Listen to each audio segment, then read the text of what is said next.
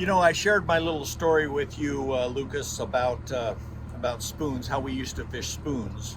And of course, we're out here for fall Chinook today on the Columbia River near Bonneville Dam. But you said you'd been really fishing some of the Williams Wabblers, and so I brought this tackle tray from the late '70s because I used to fish the Willamette. And I used to troll Williams Wabblers, and we really caught Spring Chinook like crazy.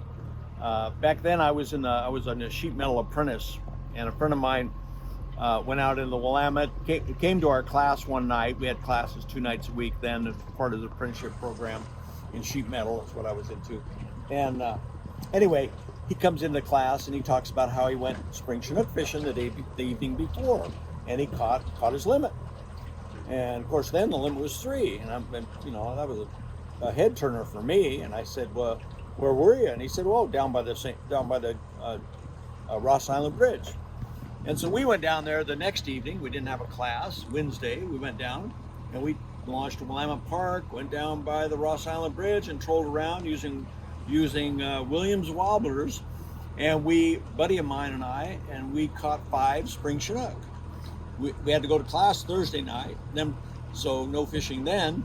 Then we went Friday after class, and after we got off work about 4 o'clock, we zoomed over there, launched to Willamette Park, motored down there, trolled behind the island again and below around the Ross Island Bridge, and we caught 5 more, buddy of mine and I. We went Saturday, and we caught 3 of us, and we caught 9, and we didn't even start early. And we were limited with 9 spring Chinook by about 1 o'clock in the afternoon, early afternoon. So when I went to work for Lure Jensen in '74, they had a knockoff of a Williams Wabler. I think it was called a Willamette Wabler at the time. And so I had a bunch of finishes painted up, changed the rigging because they were rigged too heavy, they didn't really work.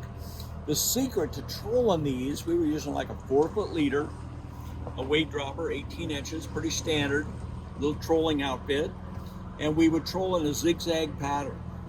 So we'd downstream troll, we'd go pretty straight, but we'd zigzag or flare out, break our troll by changing the troll speed.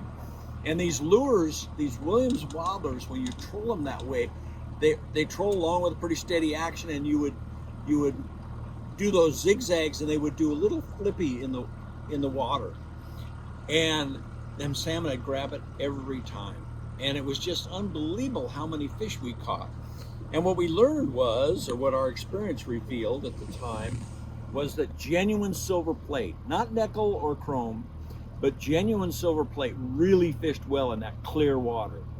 But we had I had access to the paint room there at Lure Jensen, and so I'd have other colors painted up. And when the water had more color in it, we did really good on chartreuse in red. Here's a chartreuse one. Sometimes plain red, Chinook like that. Copper. When the water got clear, it was genuine silver plate. Sometimes it was silver blue, or this one we did pretty good on.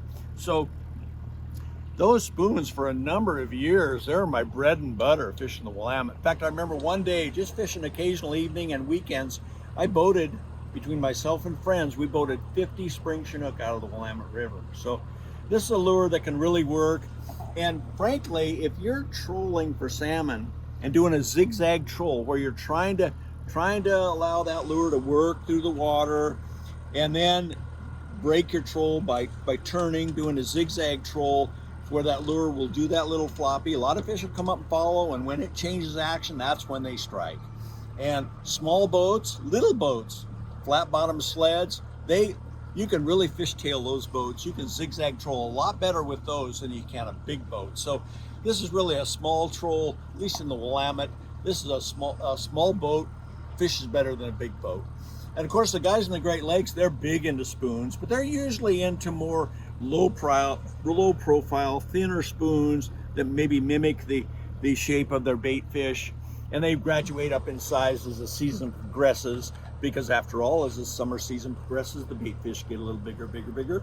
And so that's what they use a lot in the Great Lakes.